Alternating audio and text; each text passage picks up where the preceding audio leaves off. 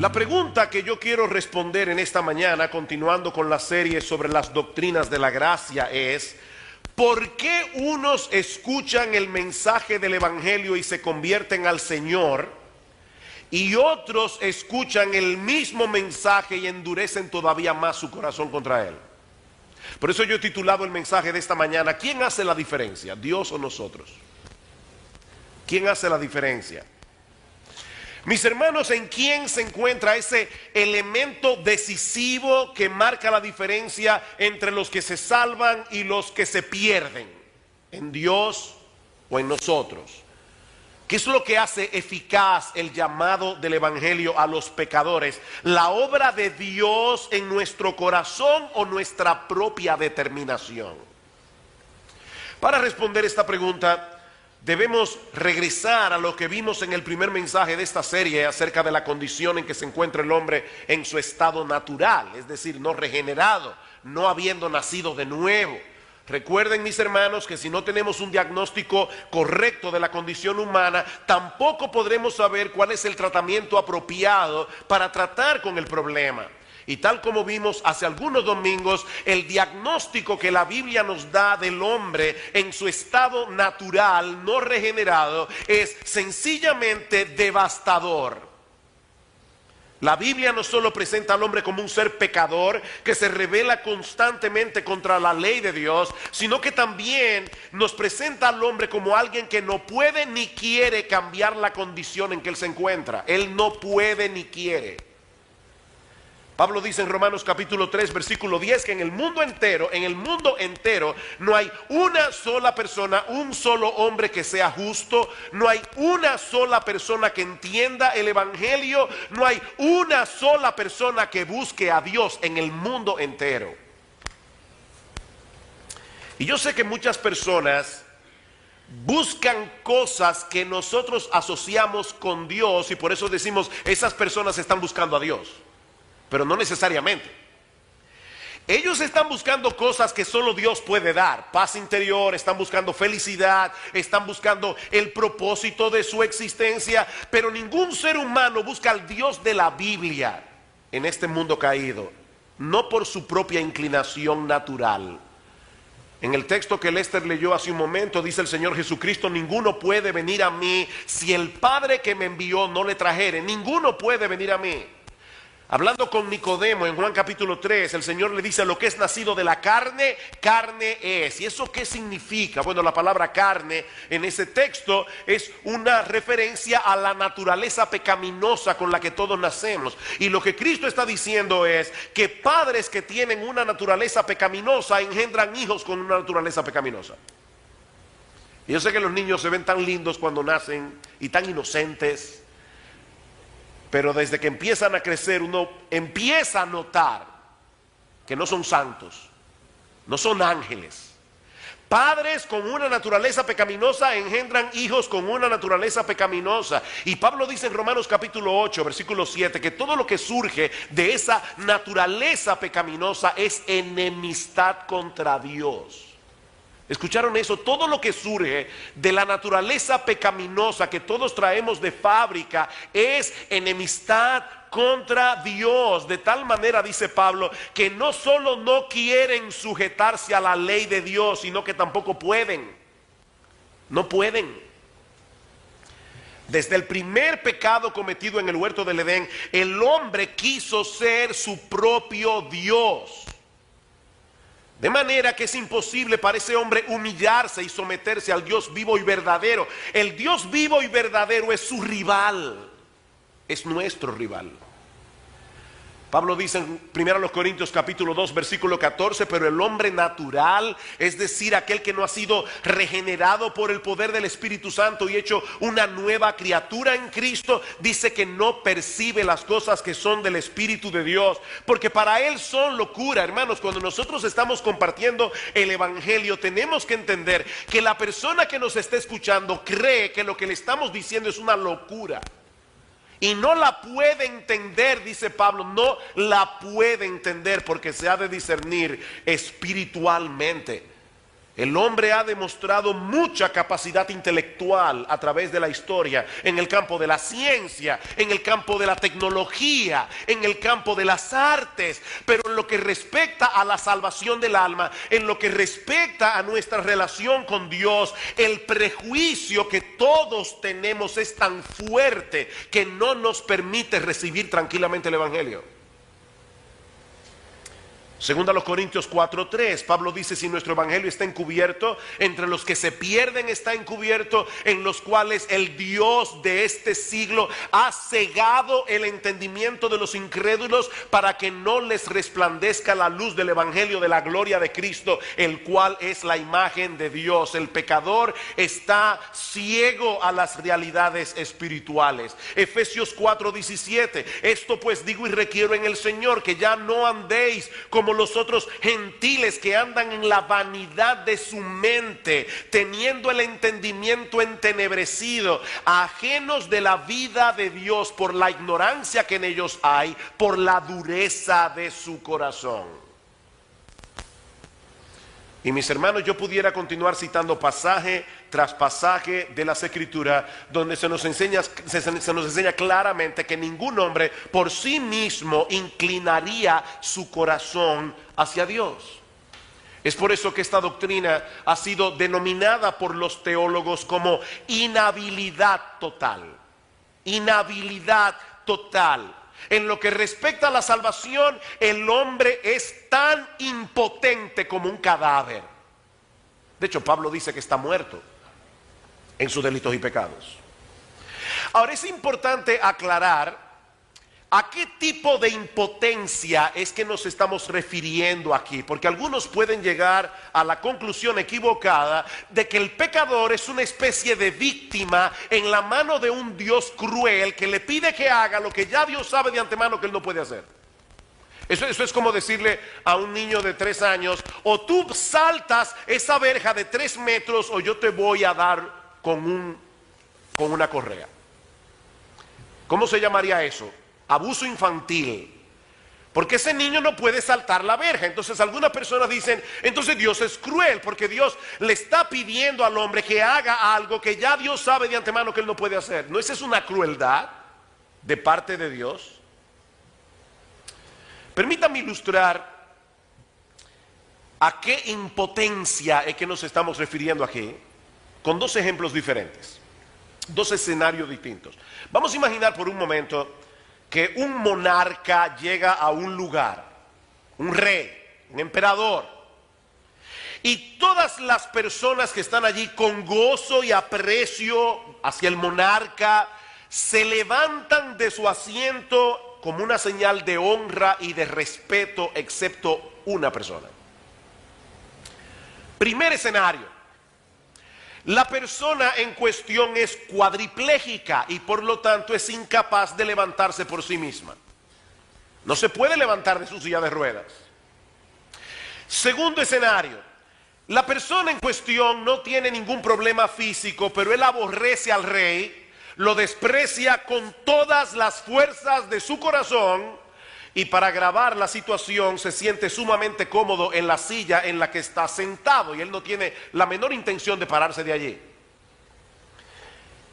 ¿Notaron cómo en el primer escenario el individuo tiene una impotencia física? Físicamente él no puede levantarse de su asiento para darle honra al rey. En el segundo escenario lo que nosotros tenemos es una impotencia moral. Es una impotencia espiritual. El pecador no puede volverse de sus pecados hacia Dios. Primero porque él ama su pecado. Él está muy cómodo en la silla en la que está sentado. Pero en segundo lugar porque él odia a Dios. Él puede inventarse un Dios de su imaginación y amar a ese Dios, pero no a este Dios. Él no quiere dejar su asiento. Él está muy cómodo en su pecado y al mismo tiempo él odia a Dios. Por lo tanto, cuando él decide no levantarse de su silla para honrar a ese monarca, es una impotencia diferente a la del otro. Es una impotencia que agrava su culpabilidad. Vayan conmigo a Juan capítulo 3. Escuchen cómo lo declara el mismo Señor Jesucristo. Juan capítulo 3, versículo 16. Porque de tal manera amó Dios al mundo que ha dado a su Hijo unigénito, para que todo aquel que en él cree no se pierda, mas tenga vida eterna. Porque no envió Dios a su Hijo al mundo para condenar al mundo, sino para que el mundo sea salvo por él. Es una buena noticia. El que en él cree no es condenado, pero el que no cree ya ha sido condenado, porque no ha creído en el nombre del unigénito Hijo de Dios. Y ahora escuchen: y esta es la condenación, que la luz vino al mundo y los hombres amaron más las tinieblas que la luz, porque sus obras eran malas. El hombre ama sus tinieblas, él no quiere la luz, porque todo aquel que hace lo malo aborrece la luz. Fíjense, hermanos, que aquí no estamos hablando de un sentimiento neutral. Cristo usa la palabra aborrecimiento. El que quiere seguir en su pecado odia la luz para que sus obras no sean reprendidas. Él no quiere que le quiten su silla. Él está muy cómodo allí. Esa es la condición del hombre sin Cristo. No solo es un pecador, sino también es un enemigo de Dios, que está muerto espiritualmente en sus delitos y pecados, dice Pablo en Efesios 2:1, y por lo tanto no quiere ni puede salir por sí mismo de su condición. La pregunta que debemos hacernos ahora es: ¿qué es lo que se requiere entonces para que un pecador pueda ser salvo? ¿Qué es lo que se requiere para que un pecador pueda ser salvo? Todos los creyentes seguramente recordamos ese momento en que nosotros fuimos convictos de pecado y nosotros vinimos a Cristo en arrepentimiento y fe. Nadie se arrepintió por ti, nadie creyó por ti. Esas son transacciones eminentemente personales, algo que cada pecador debe hacer responsablemente en la presencia de Dios. Ahora, ¿cuál es el papel que jugó el Espíritu Santo cuando tú te convertiste? ¿Tú recuerdas ese momento cuando tú entendiste el Evangelio? Cuando para ti fue tan claro como la luz del mediodía y tú viniste a Cristo en arrepentimiento y fe. ¿Cuál fue la obra del Espíritu Santo en ti para que eso ocurriera? Bueno, un pensamiento muy popular al día de hoy, en muchas iglesias lamentablemente, es que el Espíritu Santo se limita a suprimir en parte nuestra pecaminosidad, lo suficiente como para hacer posible que nosotros podamos en nuestra propia capacidad natural hacer una elección de aceptar a Dios. O sea, Dios nos persuade a través del Evangelio. El Espíritu Santo de alguna manera suprime nuestra pecaminosidad, pero la decisión final está en mis manos. La decisión final está en manos de nuestra voluntad, que todavía no ha sido regenerada.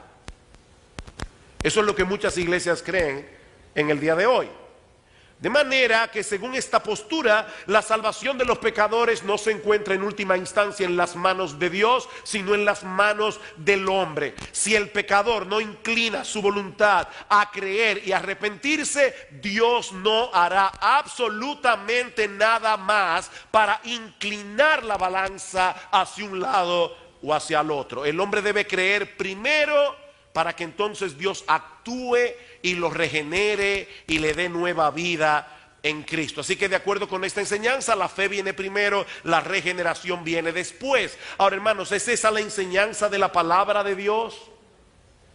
Que el papel que juega el Espíritu Santo en el proceso de conversión es algo así como el de un removedor de obstáculos. O sea, hay muchos obstáculos en el camino. Si ustedes hubieran estado aquí durante la semana, se hubieran dado cuenta que este salón para nada estaba como está ahora. Hubo que remover muchas cosas para que nosotros podamos estar aquí tranquilos. Y algunas personas piensan que el Espíritu Santo viene, remueve obstáculos, remueve los escombros, persuade al pecador, pero después todo lo demás depende de ti. Mis hermanos, yo pregunto otra vez: ¿qué es lo que se necesita para que un pecador pueda venir a Cristo en arrepentimiento y fe? ¿Una mano de ayuda o una nueva vida y un nuevo corazón? ¿Qué es lo que se necesita realmente? ¿Es una mano de ayuda o es un nuevo corazón? Y esta es una pregunta extremadamente importante, porque mis hermanos, si nos extraviamos en este punto, inevitablemente nos extraviaremos en todo lo demás. La Biblia enseña claramente, como yo espero demostrar, que para que un pecador se vuelva a Dios, se requiere una transformación sobrenatural, no simplemente una persuasión o que se remuevan algunos obstáculos. Es tal nuestra impotencia, es tal nuestra inhabilidad natural que no queremos ni podemos volvernos de nuestros ídolos a Dios. Veamos algunos pasajes rápidamente. Primera de Crónicas, este pasaje me encanta. Primera de Crónicas, capítulo 30. Segunda de Crónicas, capítulo 30. Y este es uno de esos pasajes donde aparecen algunos sí condicionales que hay en la Biblia. Las personas presuponen que si Dios pone un sí condicional, Él no va a hacer nada para que tú cumplas la condición. Esa es tu entera responsabilidad.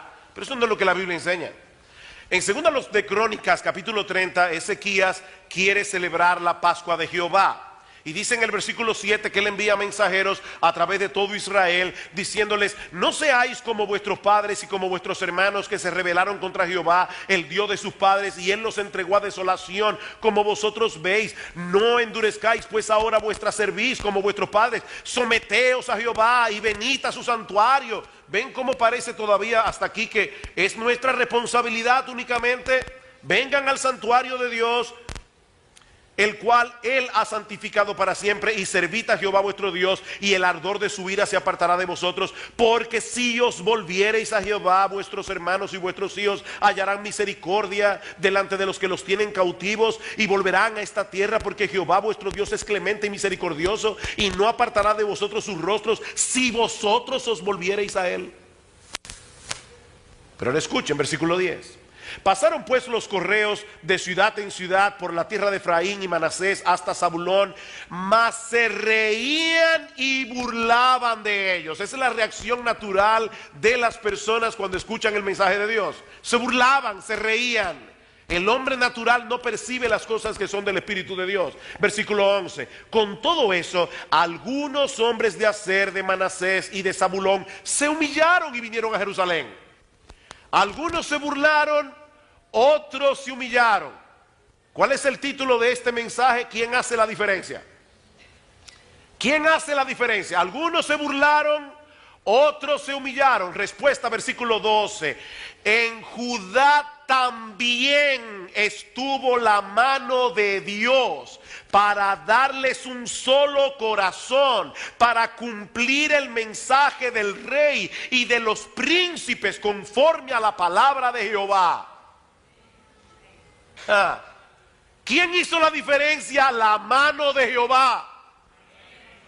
La mano de Jehová estuvo en los de Judá, la mano de Jehová estuvo en los de Manasés, Zabulón. Y eso hizo, mis hermanos, toda la diferencia. Cuando el hombre es dejado a su inclinación natural, el resultado siempre será enemistad y rebeldía, a menos que Dios transforme desde dentro la disposición de su corazón. Ezequiel capítulo 36. Ezequiel capítulo 36. Esto no es un mensaje que se encuentra únicamente en el Nuevo Testamento. Este mensaje está claro en el Antiguo Testamento también, obviamente, porque hay un solo Dios y tiene una sola mente. Ezequiel capítulo 26, versículo 26. Os daré corazón nuevo y pondré espíritu nuevo dentro de vosotros, y quitaré de vuestra carne el corazón de piedra y os daré un corazón de carne, y pondré dentro de vosotros mi espíritu y haré que andéis en mis estatutos y guardéis mis preceptos y los pongáis por obras. ¿Quién hará eso? Dios, que transforma el corazón. Juan capítulo 6, versículo 37, el pasaje que leyó Lester hace un momento. Todo lo que el Padre me da vendrá a mí. Todo lo que el Padre me da vendrá a mí. Y al que a mí viene yo no lo echo fuera, porque he descendido del cielo no para hacer mi voluntad, sino la voluntad del que me envió. Y esta es la voluntad del Padre, el que me envió, que de todo lo que me diere no pierda yo nada, sino que lo resucite en el día postrero. Esta tarde vamos a hablar acerca de la perseverancia de los santos. ¿Se pierde la salvación? Un tema que está muy de moda hoy, por algo que se dijo en Por Su Causa. Se pierde la salvación hoy de un creyente. Versículo 40, y esta es la voluntad del que me ha enviado, que todo aquel que vea al Hijo y cree en Él tenga vida eterna, y yo le resucitaré en el día postrero. Versículo 44, ninguno puede venir a mí si el Padre que me envió no le trajere, y yo le resucitaré en el día postrero. Juan capítulo 10, versículo 16. También tengo otras ovejas que no son de este redil, aquellas también debo traer, y oirán mi voz, y habrá un rebaño y un pastor. Cristo dice, yo voy a traer a mis ovejas. Versículo 26, pero vosotros no creéis porque no sois de mis ovejas, como os he dicho. Mis ovejas oyen mi voz y yo las conozco y me siguen.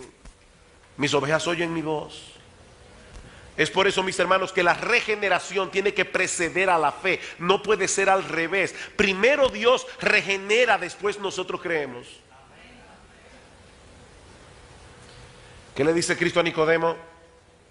De cierto os digo, si no nacéis de nuevo, si no sois nacidos de nuevo, no podréis ver el reino de Dios. No lo van a ver. Tienen que nacer de nuevo. ¿Recuerdan ustedes en Hechos 16, 14, cuando Pablo estaba predicando el evangelio a la vera del río, a un grupo de mujeres, cómo Dios dice que abrió el corazón de Lidia para que estuviera atenta a la palabra de Jehová?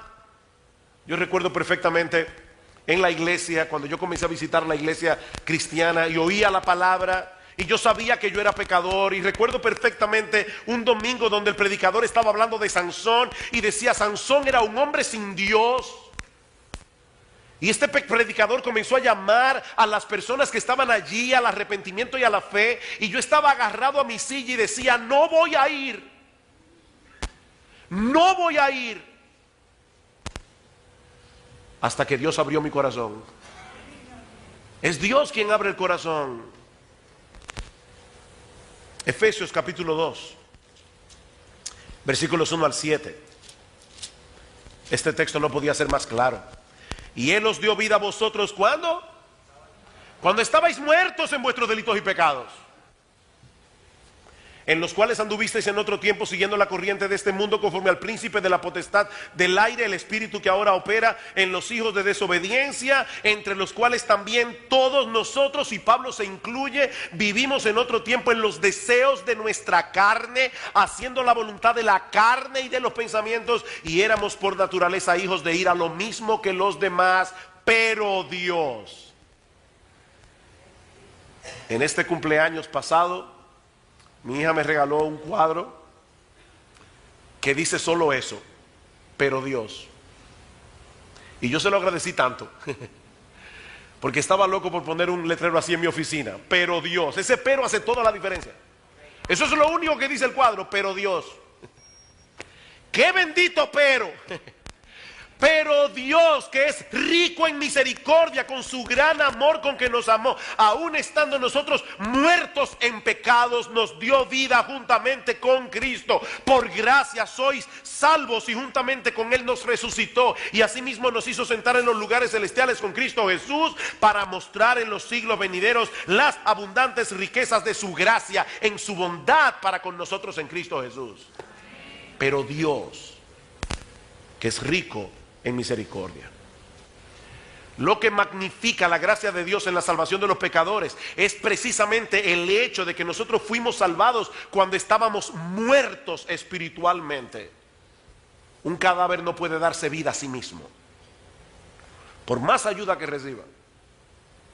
Y todos nosotros estábamos muertos antes de venir a Cristo.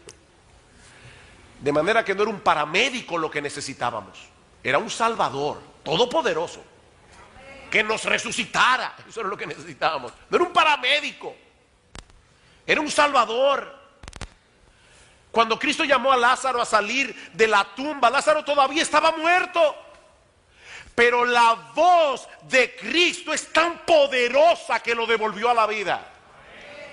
La voz de Cristo. Y lo mismo ocurre con el pecador elegido cuando escucha la voz del Señor. A través del Evangelio Dios hace un llamado universal a todos los hombres. Pero como Él sabe de antemano que ninguno va a querer venir de forma natural, Él obra eficazmente en muchos, dándoles un nuevo corazón, una nueva voluntad, abriendo sus ojos, abriendo sus oídos, inclinando su corazón, dándoles una nueva forma de pensar, dándoles una nueva visión de las cosas, para que este individuo pueda ver por primera vez a Cristo, no solo como el Salvador que su alma necesita, sino también como la perla de gran precio por la que vale la pena perderlo todo.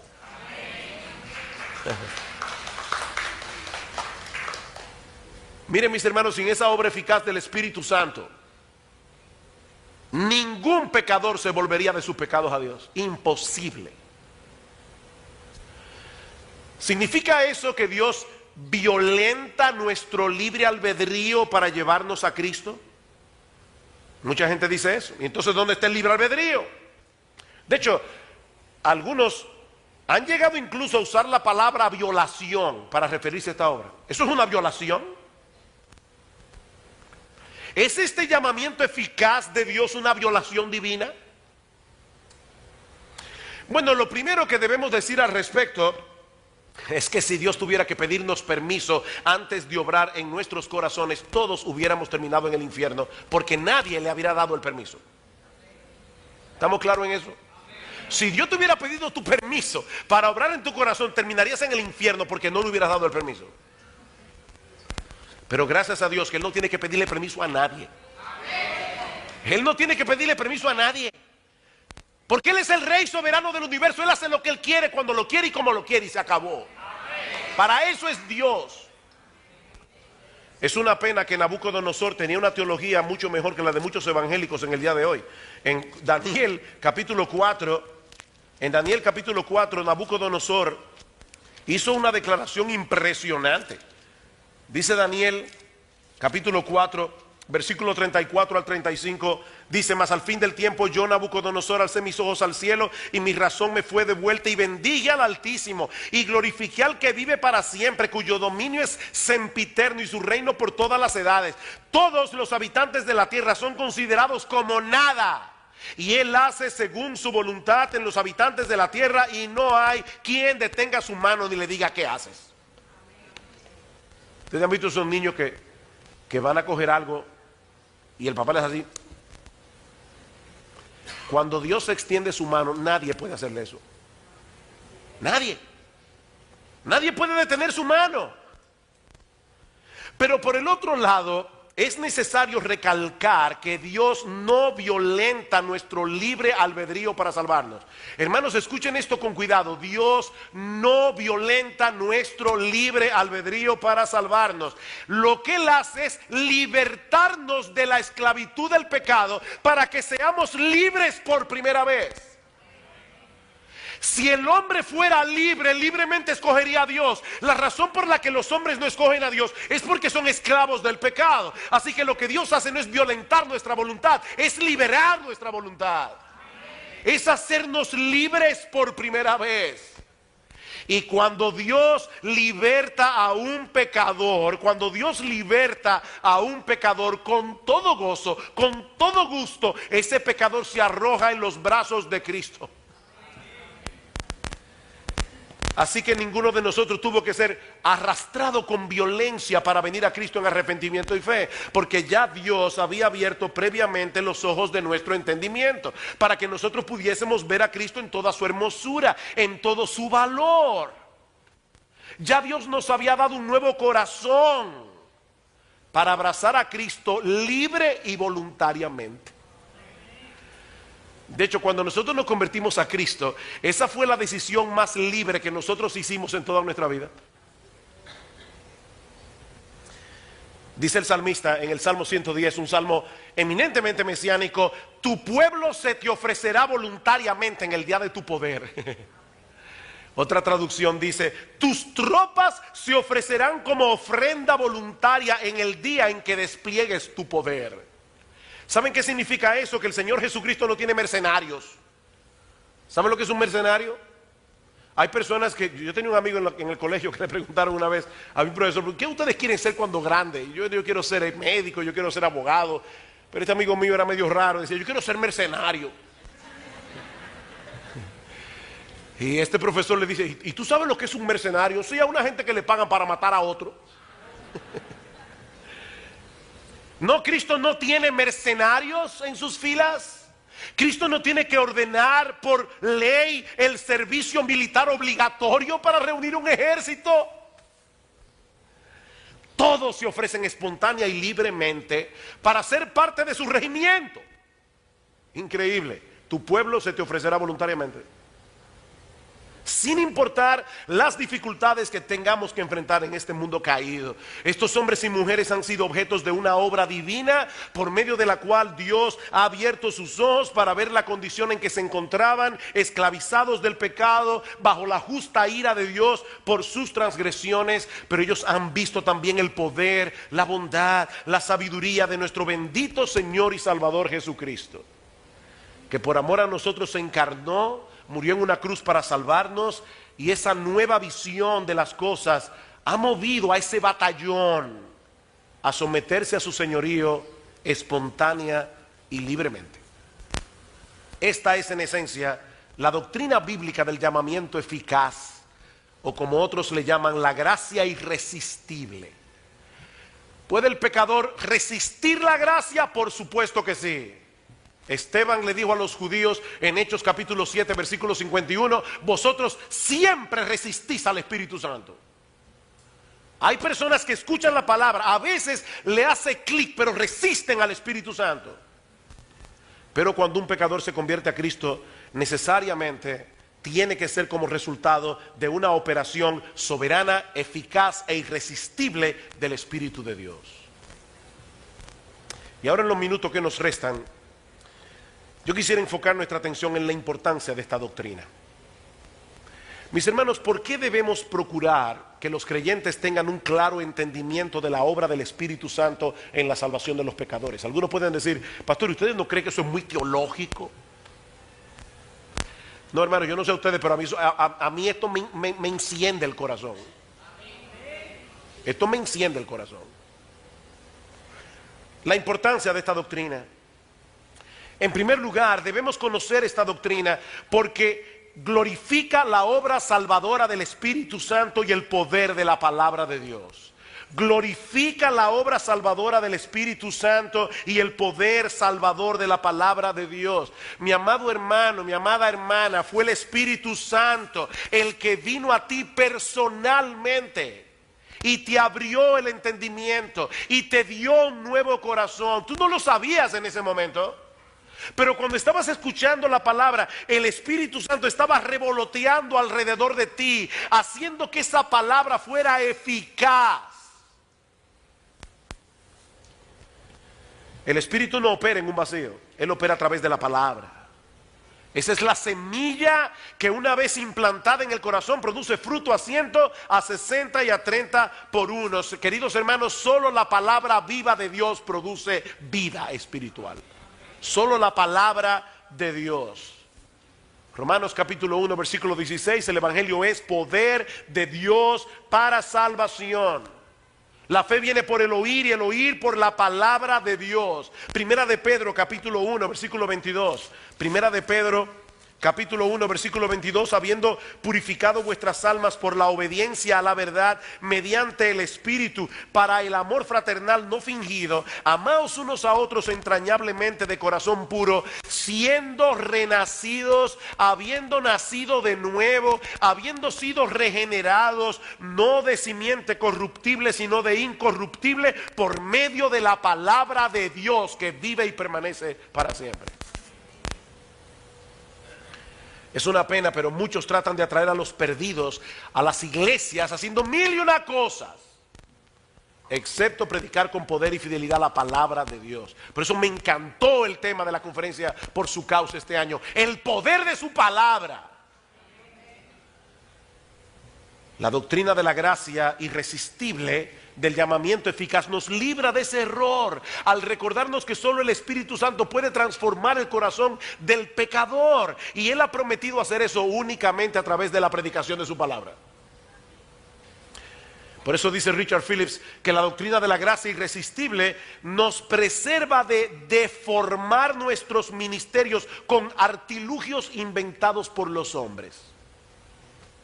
En segundo lugar, esta doctrina de la gracia irresistible también es importante porque nos muestra cuán íntimamente se involucró el Dios Trino en nuestra salvación. Cuán íntimamente se involucró el Dios Trino en nuestra salvación. Él no se limitó a diseñar un sistema que hiciera posible que tal vez algún ser humano se salvara y luego se sentó allí a esperar a ver si alguien se beneficiaba del sistema. No. No, Dios se involucró contigo y conmigo, hermano.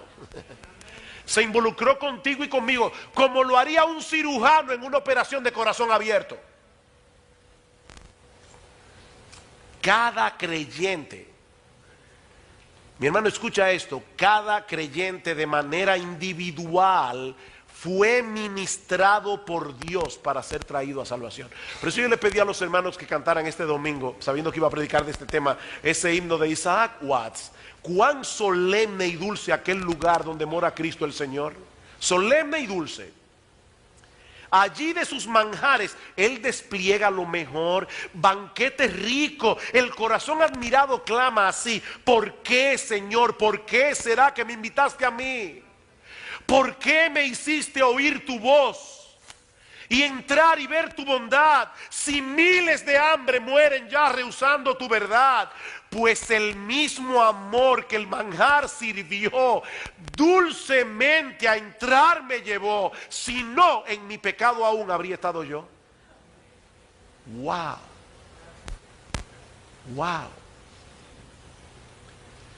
El mismo que sirvió el manjar dulcemente a entrar me llevó. Es por eso que yo he subtitulado esta serie La sorprendente doctrina del amor personal de Dios. Dios ama personas concretas a quienes Él beneficia de formas concretas. En tercer lugar, esta doctrina de la gracia irresistible nos anima a continuar corriendo en pos de la santidad. ¿Por qué? Porque esa misma gracia que obró eficazmente en nuestra regeneración sigue disponible para nosotros en el proceso de santificación. La misma gracia que nos trajo a Cristo, esa misma gracia nos santifica. La conversión no es un fin en sí mismo.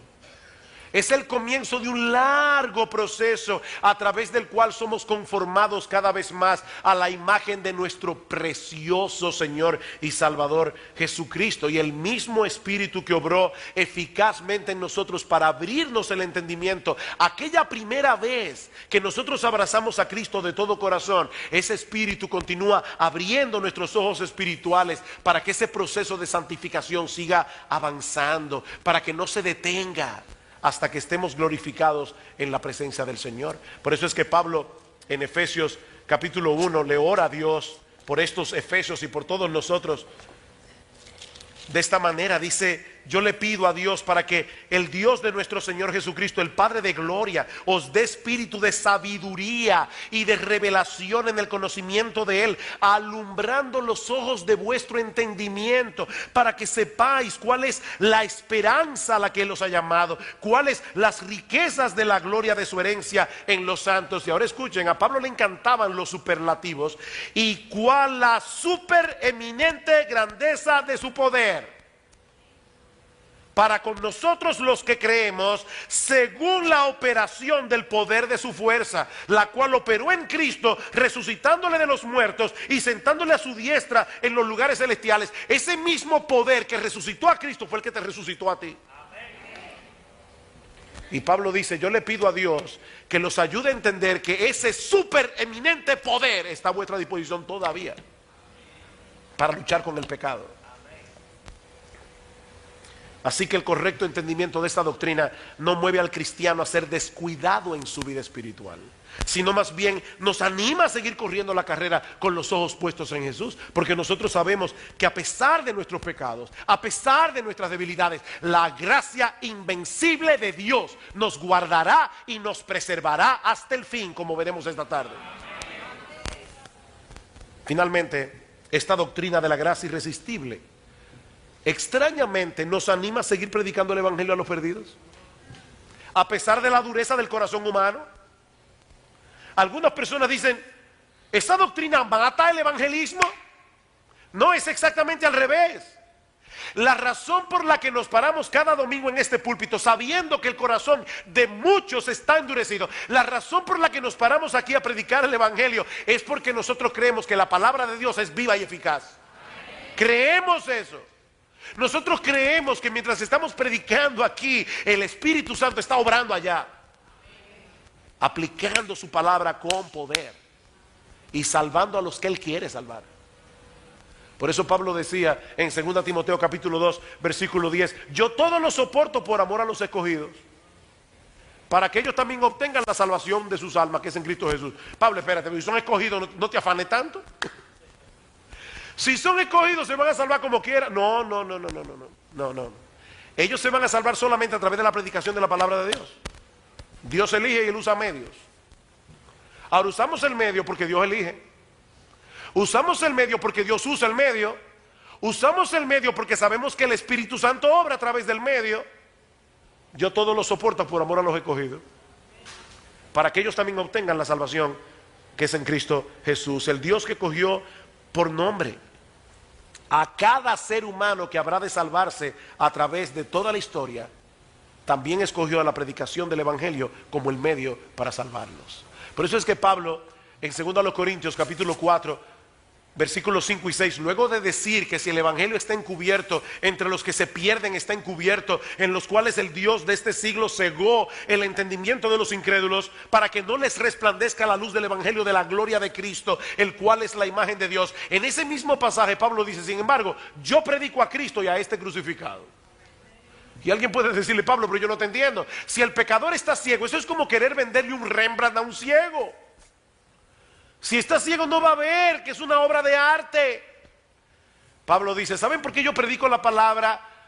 2 Corintios 4:6, porque Dios, que mandó que de las tinieblas resplandeciese la luz, es el que resplandeció en vuestros corazones para el conocimiento de la gloria de Dios en la faz de Jesucristo. Ese texto a mí me encanta. Yo sé que ustedes saben que yo lo cito mucho. Yo no creo en eso de tener textos favoritos. La Biblia debe ser favorita. Pero si yo tuviera que citar algún texto favorito, ese sería uno. Me encanta cómo lo dice Pablo. Ese Dios que en el principio dijo, sea la luz, y fue la luz, un día vino a tu corazón, cuando estabas muerto en tus delitos y pecados, cuando eras un enemigo de Dios, cuando odiabas a Cristo, cuando no querías su salvación. Ese Dios vino por su Espíritu cuando se estaba predicando su palabra y dijo, sea la luz, y tú de repente viste lo que nunca antes habías visto. Que Cristo es glorioso y que la salvación vale la pena.